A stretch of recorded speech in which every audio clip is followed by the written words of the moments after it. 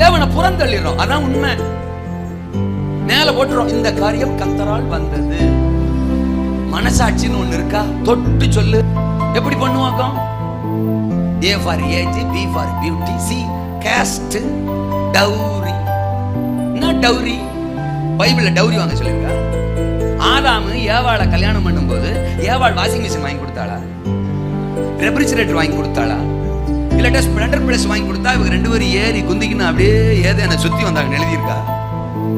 சரி, ஆதாம் காலத்துல தான் இல்ல விடு. ஈசாக்கு ரெபேக்காளை கல்யாணம் பண்ணும்போது ரெபேக்காள் அத்தனையும் கொண்டு வந்து எங்க கொடுத்தாளா? இல்லையே.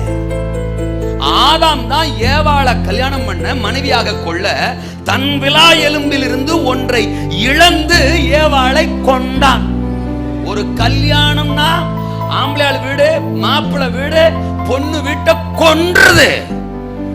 கொலகார குடும்பம். பொண்ணு பார்க்கும் போதெல்லாம் அப்படியே பத்தியமா ஆவிக்குரிய ஆள் மாதிரியே பாக்குறது. அதுக்கு பிறகு ஒண்ணு ஒண்ணா கொள்ளை அடிக்கிறது, பறிக்கிறது, அல்லட்ட சண்டை.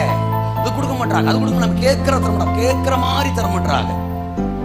இந்த வண்டி, அந்த வண்டி, இந்த கார், அந்த கார், இவ்வளவு போகணும், அவ்வளவு போகணும், இவ்வளவு நகை, அவ்வளவு நகை.